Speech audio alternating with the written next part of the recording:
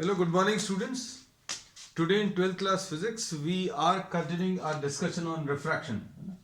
तो रिफ्रैक्शन बच्चों अभी हम लोगों ने स्टार्ट किया था और रिफ्रैक्शन में कुछ कॉन्सेप्ट्स अभी हम लोग डिस्कस किए थे, उनको एक क्विक रिवीजन ले लें लास्ट क्लास के। रिफ्रैक्शन अभी हम लोगों ने बोला था it is the phenomena of what, bending of light. Light अगर किसी एक मीडियम से, वैसे तो लाइट स्ट्रेट लाइन में ट्रैवल करती है, light travels in straight line, लेकिन अगर ये कोई दूसरे मीडियम में ट्रैवल करेगी, किसी एक मीडियम से दूसरे मीडियम में ट्रैवल करेगी तो रास्ता बदल लेगी। सो this change in the path of the light ray is what, refraction. है ना, सीधा सीधा जा रहा था मीडियम एयर में, it was moving on a straight line, when it meets glass तो अभी भी स्ट्रेट लाइन पर चलेगा लेकिन उसका रास्ता बदल जाएगा। So this change in the path of the light ray is termed as what, refraction. फिर उसके बाद अभी हम लोगों ने बोला the cause of refraction. Refraction का कॉज क्या है? Cause of refraction is the change in speed of light, change in speed. अगर लाइट किसी एक मीडियम से दूसरे मीडियम में जाएगी तो स्पीड उसकी चेंज होगी। रेरर मीडियम में स्पीड ऑफ लाइट ज्यादा होती है, डेंसर मीडियम में स्पीड ऑफ लाइट कम होती है। Speed of light in rarer medium is greater than speed of light in denser medium.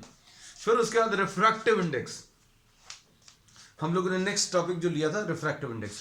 तो refractive index gives us an idea about optical density, है ना। तो जो डेंसर मीडियम है उसका रिफ्रैक्टिव इंडेक्स ज्यादा होगा, जो रेरर मीडियम है उसका रिफ्रैक्टिव इंडेक्स कम होगा। अब इसके बाद एब्सोल्यूट रिफ्रैक्टिव इंडेक्स। तो absolute refractive index is the refractive index of any medium with respect to air. और इसको सिंपल अभी हम लोग ऐसा भी लिख सकते हैं, रिफ्रैक्टिव इंडेक्स ऑफ ग्लास लिख रहे हैं अगर अकेला, इसका मतलब क्या रहेगा? इसका मतलब रहेगा refractive index of glass with respect to air. और रिलेटिव रिफ्रैक्टिव इंडेक्स, तो रिलेटिव रिफ्रैक्टिव इंडेक्स अभी हम लोगों ने बोला refractive index of any medium with respect to some other medium. किसी एक मीडियम का दूसरे मीडियम के रिस्पेक्ट में रिफ्रैक्टिव इंडेक्स, उसको अभी हम लोग रिलेटिव रिफ्रैक्टिव इंडेक्स बोलते हैं। अब इनकी डेफिनेशंस जो थी वो भी अभी हम आपको बता दें। म्यू जी डब्ल्यू अगर आपको बताना है तो ये speed of light in water upon speed of light in glass. Speed of refractive index of glass with respect to air अगर पूछा तो सी ए अपॉन सी जी। हमने बोला जो मीडियम ऊपर लिखा हुआ उसकी स्पीड ऊपर लिखेंगे, जो मीडियम नीचे लिखा उसकी स्पीड नीचे लिखेंगे। फिर उसके बाद लॉज ऑफ रिफ्रैक्शन पढ़ा। लॉज ऑफ रिफ्रैक्शन में इंसिडेंट रे बच्चों, incident ray, normal and the refracted ray, all three lie in the same plane. ये एक ही प्लेन में लाई करेंगे। ये पहला लॉ है, ये आई है बच्चों, ये आर है। ये सारे कॉन्सेप्ट्स बच्चों अभी हम लोग पिछली क्लास में कर चुके हैं और जो इनका अभी हमें यूज करना है आगे के टॉपिक्स में। So we are having a quick revision of all those. तो अभी हम लोगों ने इसमें ये बोला कि लाइट अगर किसी एक मीडियम से दूसरे मीडियम में अगर जा रही है तो sine of the angle of incidence upon sine of the angle of refraction ये कांस्टेंट होता है, और इसको अभी हम लोग रिफ्रैक्टिव इंडेक्स बोलते हैं। और इसको याद रखने का तरीका अभी हमने बहुत सिंपल बताया था, क्या कि जो मीडियम ऊपर लिखा है उसका एंगल ऊपर लिख लो, जो मीडियम नीचे लिखा है उसका एंगल नीचे लिख लो। एक तो ये, फिर उसके बाद इसको C1 अपॉन C2 भी लिख सकते हैं। हम लोगों ने रिफ्रैक्टिव इंडेक्स को दो तरीके से डिफाइन किया था। तो sine of angle of incidence upon sine of angle of refraction. जो मीडियम ऊपर है, 1 लिखा हुआ ऊपर, तो sine of the angle in the first medium, तो फर्स्ट मीडियम में आई है।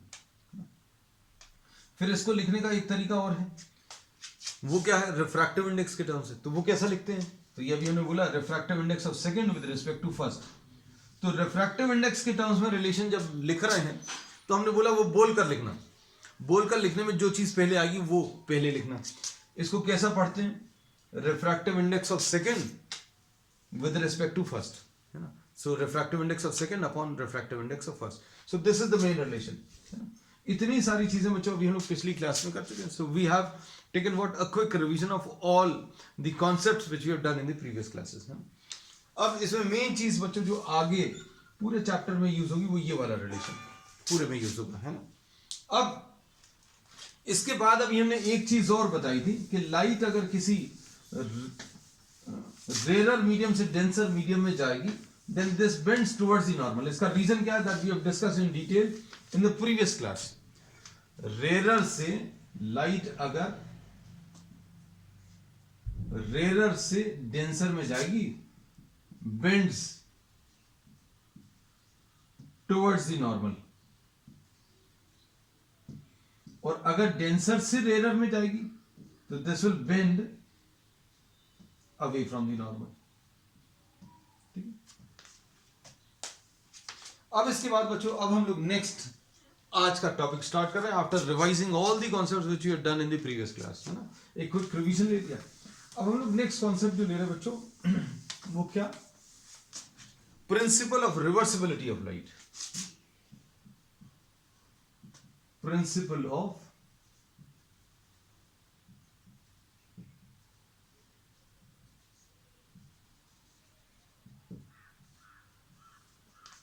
Of reversibility of light.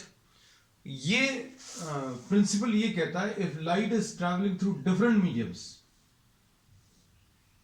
Suppose ये एयर है, ये ग्लास है, ये कोई और मीडियम है, सपोज ये वाटर है, यहां पर ये ग्लास है या कुछ और मीडियम है।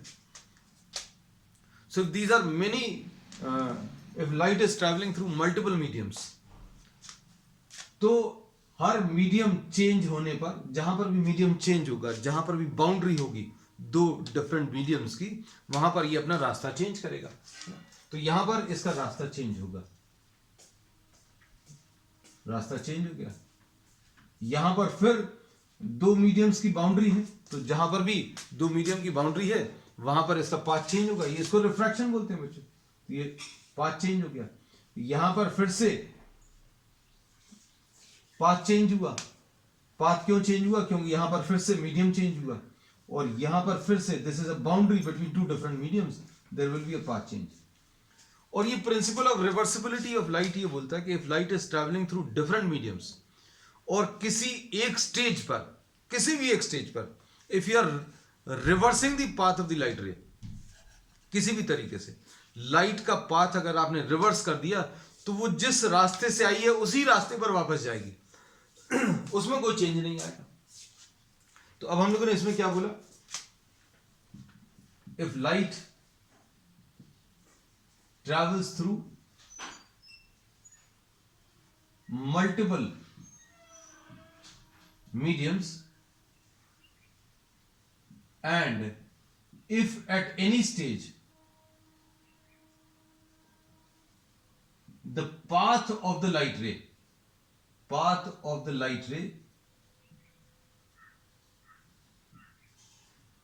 is reversed, then it retraces मतलब जिस रास्ते पर आई थी उसी रास्ते पर वापस जाएगी।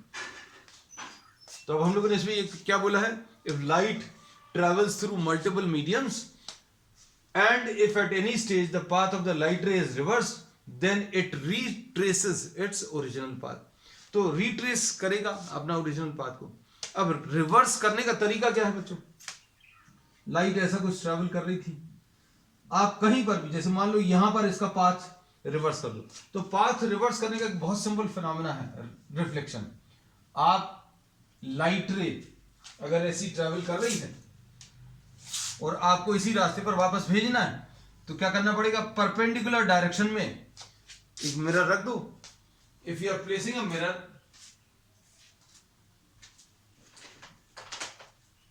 if you are placing a mirror perpendicularly, तो क्या होगा, light will be reflected back, उसी रास्ते पर रिफ्लेक्ट बैक होगी, है ना। तो अभी हम लोगों ने ये बोला कि आपने यहां पर एक मिरर लगा दिया, और अगर ये मिरर लगाएंगे तो क्या होगा बच्चों, ये जिस रास्ते से आई थी ये उसी रास्ते पर वापस चली जाएगी, है ना। ये देखो रिवर्स पाथ अभी हमने ग्रीन कलर से मार्क कर दी। ठीक, तो सिंपल सा फिनोमेना है।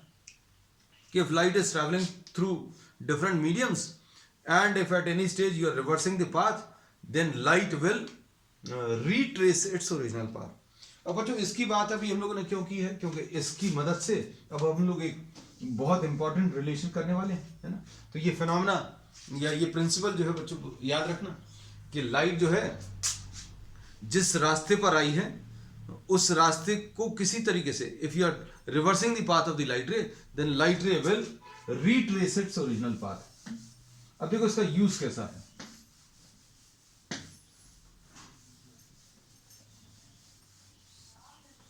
इसमें suppose you are having this is the first medium, ये सेकेंड मीडियम, ये फर्स्ट मीडियम, ये सेकेंड मीडियम, और यहां पर लाइट रे एसी कुछ एंटर कर रही है. और इसमें ये किस टाइप का है, रेयर है, डेंसर है, हमें इससे कोई मतलब नहीं है. हम लोगों ने इसमें ये बोला ये इंसिडेंट रे है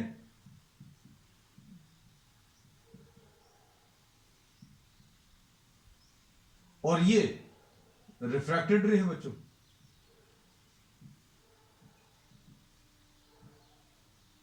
ये एंगल ऑफ इंसिडेंस आ जाएगा, ये एंगल ऑफ रिफ्रैक्शन आ जाएगा.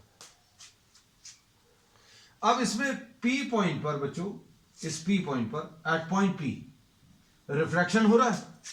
Eight P point refraction is taking place. Refraction मतलब change in path. P point पर पाथ इज चेंजिंग. किस मीडियम में चेंज हो रहा है? P पॉइंट पर चेंज हो रहा है, ये तो क्लियर है. ऐसा सीधी आ रही थी लाइट रे, P पॉइंट पर रास्ता बदल गया. किस मीडियम में चेंज हुआ? तो ये बच्चों सेकंड मीडियम में चेंज हुआ. The path is changing in which medium? Second medium. So we say that refractive index of second, refraction चूंकि सेकंड में हो रहा है इसलिए refractive index of second with respect to first will be equal to, क्या लिखेंगे बच्चों देखो ध्यान से. फर्स्ट वाले मीडियम में कौन सा एंगल है? Sine I. Upon second medium में, सेकेंड मीडियम में ये साइन आर. ठीक, सिंपल है. अब क्या कर रहे हैं बच्चों, ये जो फिनोमेना अभी हमने बताया अब इसको भूल जाओ. अब हम लोग क्या करने वाले हैं, यहां पर एक मिरर लगाने वाले हैं.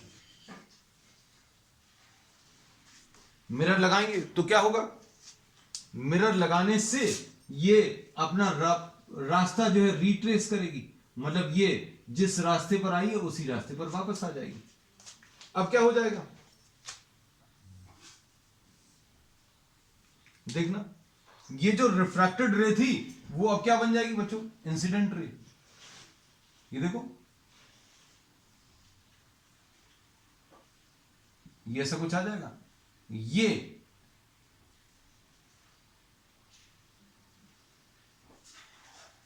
थोड़ा सा कम था ये एंगल, अभी हमने ज्यादा बना दिया, रीड्रॉ कर रहे हैं. We are simply redrawing it, है ना. हम लोग रीड्रॉ इसलिए कर रहे हैं क्योंकि आपको पता चले कि क्या चीज हो रही है. लाइट रे ऐसा कुछ ट्रैवल कर रही है. This is travelling from second to first. Now at P on the reverse path,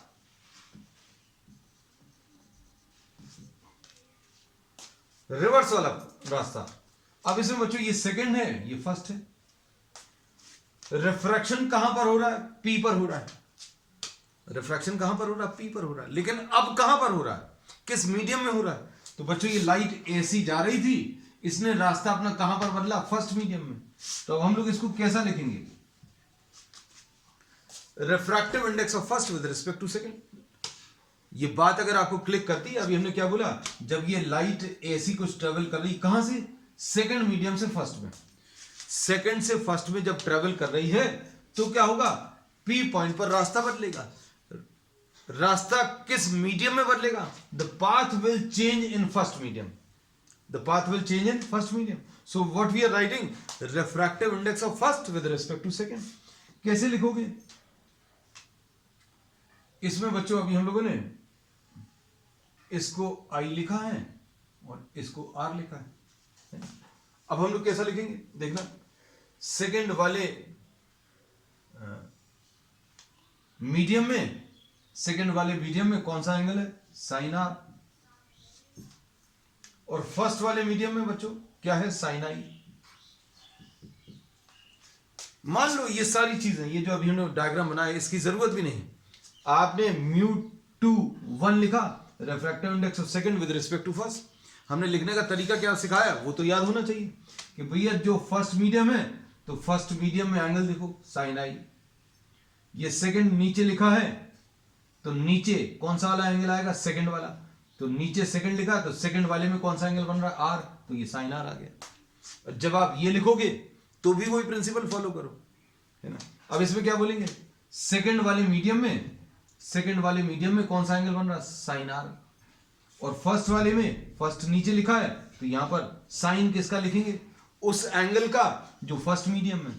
so angle in the first, angle in the first medium is I. अब इन दोनों को अगर आप मल्टीप्लाई करो,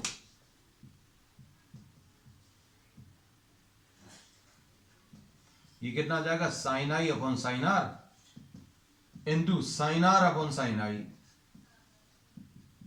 तो क्या होगा? ये बच्चों कैंसिल हो जाएगा।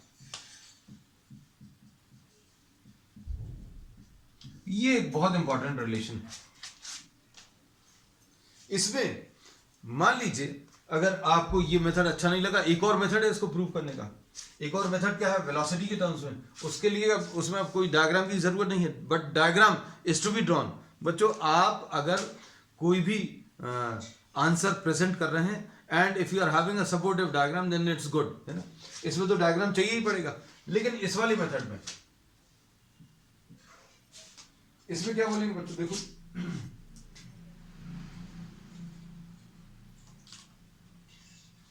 इसको स्पीड के टर्म्स में लिखें तो ये c1 अपॉन c2 लिख सकते हैं। Speed of light in the first medium ऊपर, क्यों? ये फर्स्ट ऊपर लिखा है। Speed of light in the second medium, क्योंकि ये सेकंड नीचे लिखा है।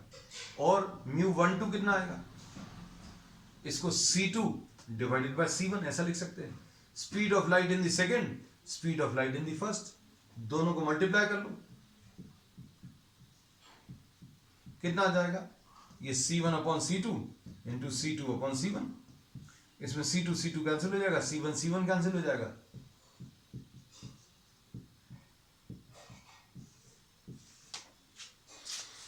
ऐसा कुछ आएगा। और इसको कैसा लिखेंगे? Glass with respect to air है या air with respect to glass है, इनका प्रोडक्ट 1 आएगा। ये एक इंपॉर्टेंट रिलेशन है बच्चों। अब देखो इस सब को रब कर दे रहे हैं। एक और तरीका बता दें। देखो अभी हम आपको बहुत सारी चीजें इसलिए बता देते हैं क्योंकि आपको ये कॉन्सेप्ट्स क्लियर होने चाहिए कि अभी हम कर क्या रहे हैं। अगर इसकी वैल्यू आपको निकालनी है तो कैसे निकाल सकते हो? रिफ्रैक्टिव इंडेक्स के टर्म्स में लिख लो। ये आ जाएगा μ2 अपॉन μ1 और ये क्या आ जाएगा? μ1 अपॉन μ2। ऐसे भी कर सकते हैं। तो अभी हमने क्या किया बच्चों? 3 तरीके से आपको ये प्रूफ बता दिया और इसके बेसिस पर क्या बोला? Refractive index of glass with respect to water into refractive index of water with respect to glass is equal to 1। ये याद रखना, एक बार G नीचे लिखा तो एक बार ऊपर लिखा, एक बार W ऊपर लिखा तो एक बार W नीचे लिखा। इसको ऐसा बोल सकते हैं,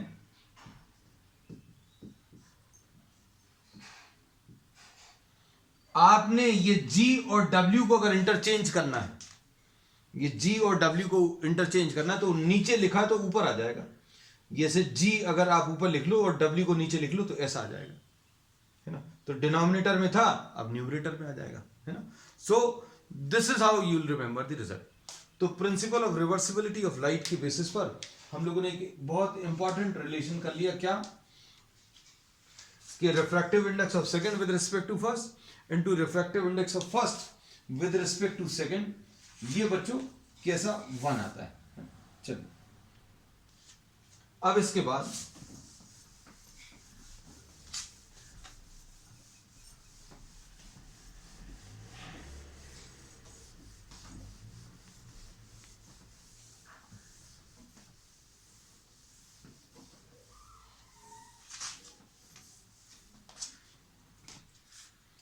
नेक्स्ट टॉपिक,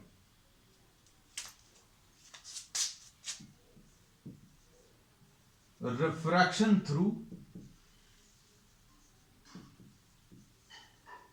अ ग्लास स्लैब।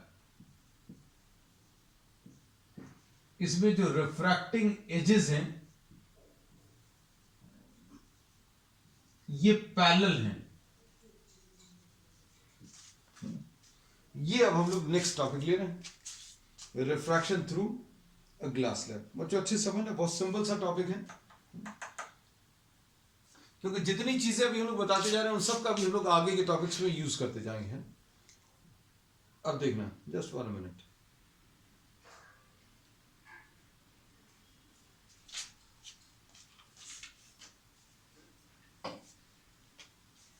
अब देखो,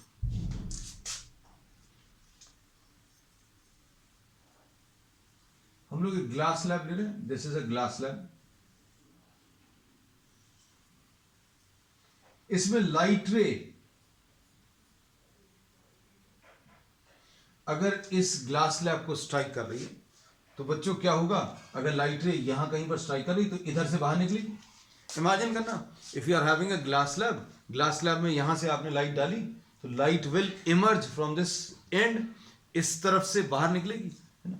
तो ये बच्चों इंसिडेंट रे कहलाती है।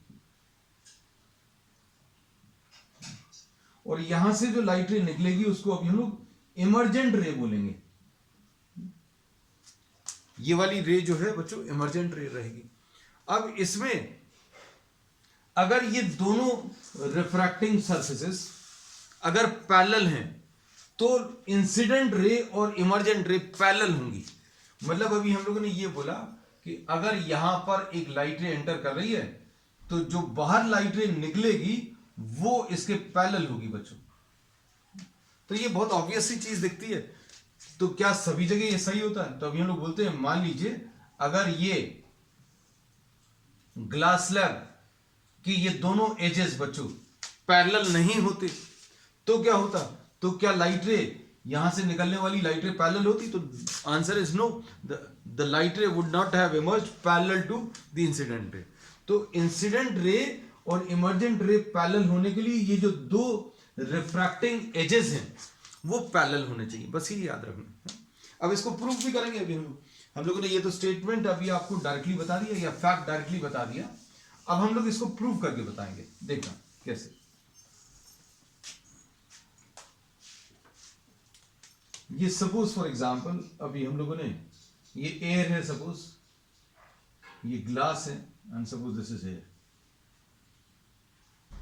इस पॉइंट पर रिफ्रैक्शन देखने के लिए क्या करेंगे? We will be drawing a normal. हम लोगों ने क्या किया बच्चों? नॉर्मल ड्रॉ कर दिया। और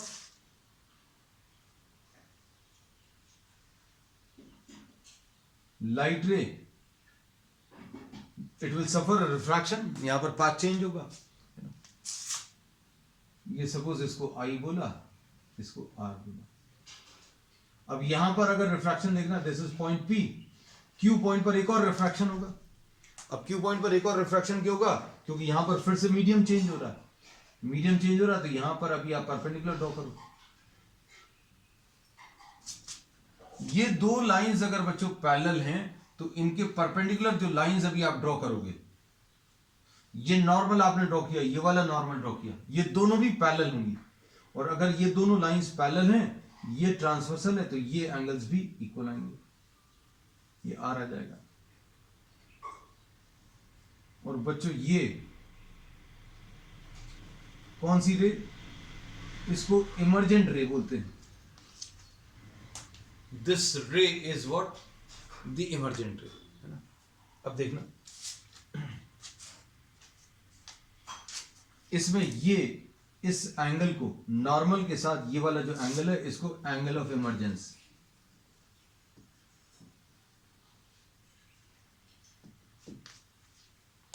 बोल दिया। अब देखना,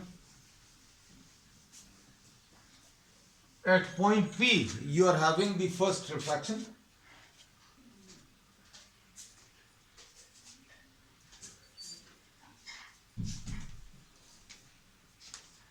पॉइंट P पर बच्चों पहला रिफ्रैक्शन हुआ है।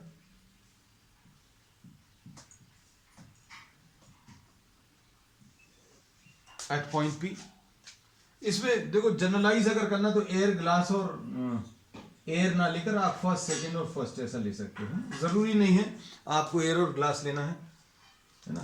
आप refraction through a glass slab की जगह कोई भी एक जनरल ट्रांसपेरेंट मीडियम हो सकता है या ट्रांसपेरेंट स्लैब हो सकता है ना, वो किसी भी मटेरियल का हो सकता है। तो अब हम लोग 1 to 1 ऐसा लिख ले रहे हैं। ये फर्स्ट मीडियम से सेकंड में आई, सेकंड से फिर फर्स्ट में आ गई। अब देखो एट पॉइंट P कैसा लिखेंगे? Refractive index of second with respect to first. Refractive index of second with respect to first कैसे लिखोगे? देखो लिखने का तरीका भी हमने आपको बता दिया। हमने यही बोला था कि ये बड़ा कंफ्यूजन वाला है, आपको कौन सा एंगल कहां पर लेना है, इसका बहुत सिंपल तरीका। हमने बोला ये फर्स्ट लिखा हुआ है, जो पहले लिखा है उस मीडियम में एंगल को अभी आप पहले लिखेंगे।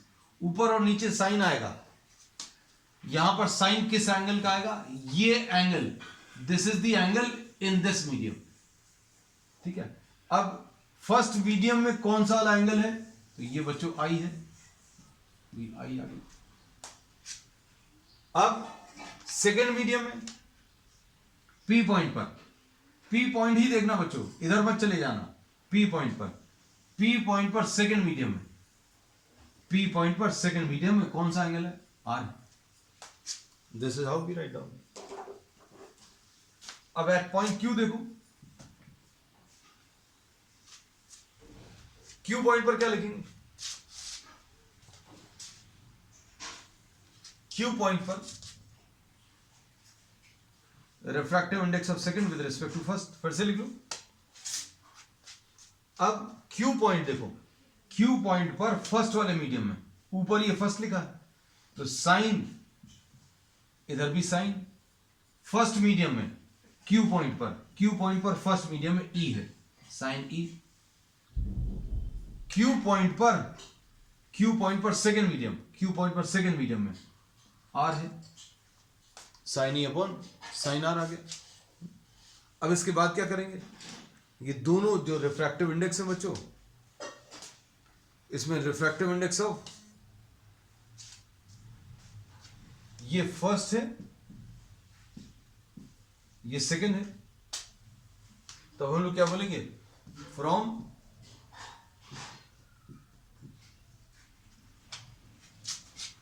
First and second we say that ये μ2 1 है, ये भी μ2 1 है, तो sine I upon sine R is equal to sine E upon sine R। Sine R और साइन R कैंसिल होगा और sine I is equal to sine E, तो I will be equal to E। तो क्या बोल सकते हैं? Angle of incidence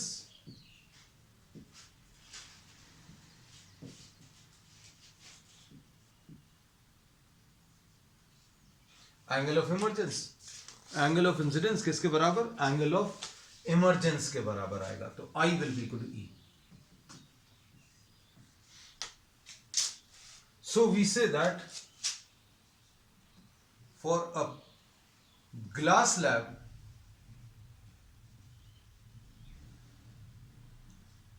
emergent ray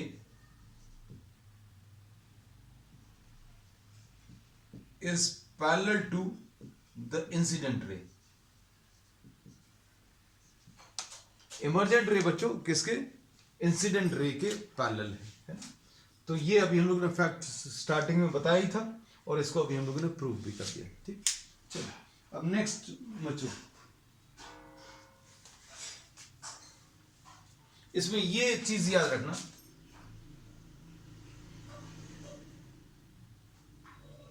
the light रे, ये सबसे important point, light ray is incident obliquely, मतलब किसी एक एंगल पर ये स्ट्राइक कर रही है ना। नॉर्मल इंसिडेंस के लिए तो कोई पाथ चेंज आएगा ही नहीं, है ना। अब इसके बाद next topic,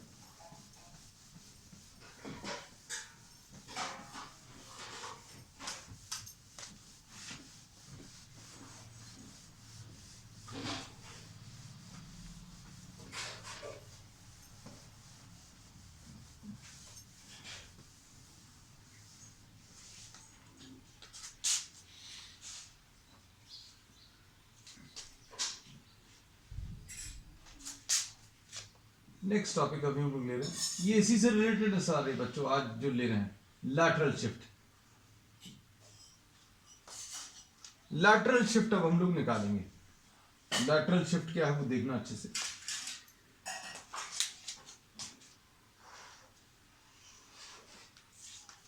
suppose this is the incident रे, ये इंसिडेंट रे है, यहां पर ये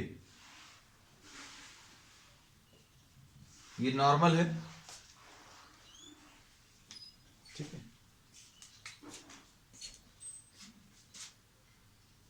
ये रिफ्रैक्टेड रे आ जाएगी, यहां पर ये नॉर्मल ड्रॉ कर दो,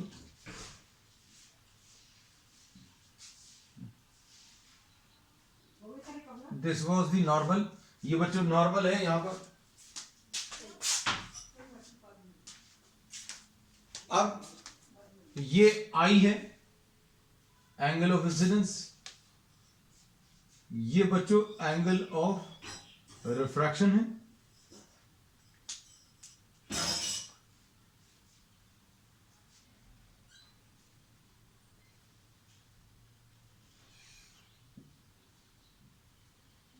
तो इसमें अभी हम लोग ये देखते हैं, ध्यान से देखना कि दिस इमर्जेंट रे is parallel to the direction of incident ray। ये देखो, ये इंसिडेंट रे का जो डायरेक्शन है उसको आगे बढ़ाएं, और इमर्जेंट रे, ये दोनों पैरेलल हैं। तो बच्चों अभी हम लोग ये कहते हैं कि ये जो लाइट रे यहां पर एंटर कर रही थी वो उसी लाइन में बाहर नहीं निकल रही, वो अपनी जगह से शिफ्ट हो गई। अच्छे समझना, अभी हम लोग ऐसा लगता है light ray was entering at this point, this was suppose to be coming at this in this line, ऐसा कुछ आना चाहिए था, लेकिन क्या हुआ, ये आ तो रही है, डायरेक्शन तो वही है, लेकिन लैटरली शिफ्ट हो गई, मतलब थोड़ी अपनी जगह से शिफ्ट हो गई, लैटरल शिफ्ट।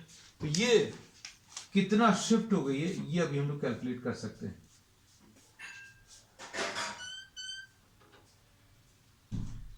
ये अपनी जगह से कितना शिफ्ट हुआ है, इसको अभी हम लोग डी से रिप्रेजेंट करते हैं। ये suppose T is the thickness of the slab, T बच्चों क्या है, थिकनेस ऑफ द स्लैब है। अब ध्यान से देखना, इसमें ये आई है तो ये वाला पूरा एंगल भी आई आएगा, क्यों, क्योंकि ये वर्टिकली ऑपोजिट एंगल्स होंगे, है ना। और इस पूरे आई में से ये आर अलग कर दो तो ये वाला एंगल बच्चों, ये वाला एंगल, ये आई माइनस आर आ जाएगा। अब देखना, हम लोग इन सारी पॉइंट्स को कुछ नाम दे दे रहे हैं। सपोज इसको ए बोला, इसको बी बोल दिया, इसको सी बोला, इसको डी बोल दिया। अब देखना ट्राइंगल एबीसी देखो, ट्राइंगल एबीसी, इसमें ट्राइंगल एबीसी में बच्चों अभी हम लोग सबसे पहले एसी निकाल ले रहे हैं, है ना। एसी कैसे मिलेगा, इसके लिए कॉस आर ले ले रहे हैं, cos R will be base A B upon hypotenuse AC, है ना। तो इसमें क्या आ जाएगा, cos R will be equal to A B को टी लिख लिया और ए सी निकालना, तो ए सी की वैल्यू बच्चों कितनी, टी अपॉन कॉस आर, ऐसा कुछ आ गया। अब किसी के मन में ये आएगा कि भाई ये ए सी क्यों निकाला, तो ए सी इसलिए निकाला क्योंकि अब हम लोग इस ट्राइंगल का यूज कर सकते हैं। देखो कौन से वाले ट्राइंगल का, ये वाला ट्राइंगल, इस वाले ट्राइंगल का क्या यूज कर सकते हैं to find out this lateral shift. मतलब ये लाइट रे जो है अपनी जगह से कितनी शिफ्ट हो गई, ये डी, ये अब हम लोग मेजर करेंगे। तो लैटरल शिफ्ट को अभी हम लोग डी से मार्क कर रहे हैं। तो लैटरल शिफ्ट कैसे निकालेंगे? ट्राइंगल एडीसी देख लो, ट्राइंगल एडीसी, ये बच्चों ये वाला ट्राइंगल देखना, ये 90 डिग्रीज है, ये वाला एंगल आई माइनस आर है। ये वाला एंगल कितना है बच्चों? ये आई माइनस आर है ना। अब sine of I minus R will be equal to what?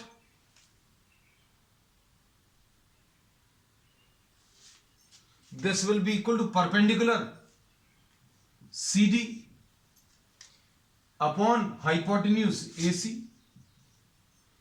तो CD को बच्चों अभी हम लोगों ने क्या लिखा है? CD को D लिखा है, ये AC है। तो AC will be equal to AC will be equal to what? D upon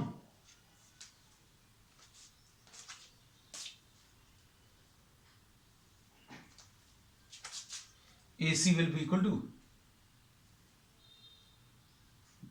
D upon sin I minus R, है ना।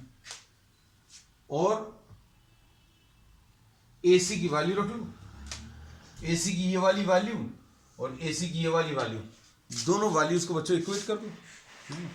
AC की ये वैल्यू जो अभी हम लोगों ने यहां से निकाली है ट्रायंगल एडीसी से और ट्रायंगल एबीसी से, दोनों वैल्यूज को अगर आप इक्वेट करोगे तो कितना आ जाएगा?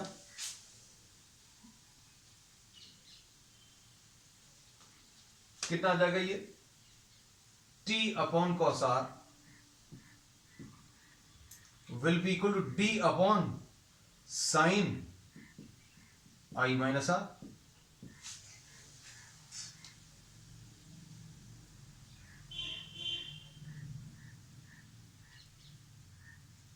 और इससे अभी हम लोग D की वैल्यू निकाल सकते हैं। तो D की वैल्यू आ जाएगी T sine I minus R divided by क्या? Cos R. तो ये लैटरल शिफ्ट का फॉर्मूला है। इसमें क्या क्या चीज लगेंगी बच्चों, देखो ध्यान से। इसमें आपको T लगेगा, मतलब थिकनेस ऑफ द स्लैब लगेगा, I एंगल ऑफ इंसिडेंस लगेगा और एंगल ऑफ रिफ्रैक्शन। तो किया क्या है, हम एक बार फिर से बता दें। T thickness of the slab दिया हुआ है ना। अब आपको ये निकालना है, तो ये निकालने के लिए हम लोग क्या करेंगे बच्चों, देखो ये वाले ट्राइंगल से AC निकालेंगे और इस वाले ट्राइंगल से भी AC निकालेंगे, क्योंकि AC जो है ABC में और ADC में कॉमन है। और इधर पर R निकालने, सॉरी ये AC निकालने के लिए आप किसका यूज करोगे? कॉस R का। तो cos R will be T upon AC, तो इससे AC निकाल लिया। फिर इस वाले ट्राइंगल में AC निकालने के लिए अभी हम लोग किसका यूज करेंगे? साइन का यूज करेंगे। तो sine I minus R is equal to D upon AC। तो दोनों से AC निकाले और AC की वैल्यू से इक्वेट कर दी, तो हमें लैटरल शिफ्ट मिल गया। So what is actually lateral shift? Lateral shift क्या है? ये इंसिडेंट लाइट रे इस रास्ते पर आनी चाहिए थी, this was the assumed path, लेकिन एक्चुअल में ये अपने पाथ से शिफ्ट हो गई। और ये कितना शिफ्ट हुई है? ये परपेंडिकुलर डिस्टेंस जो है बच्चों, इसको अभी हम लोग लैटरल शिफ्ट बोलते हैं, है ना। So this finishes what the slab के बारे में आज अभी हम लोगों ने बात करी। वी हैव कैलकुलेटेड व्हाट, एक सबसे पहले principle of reversibility of light लिया, फिर उसके बाद angle of incidence is equal to angle of emergence लिया और उसके बाद लैटरल शिफ्ट। अब we'll continue with some more topics on the next one. That's all for today.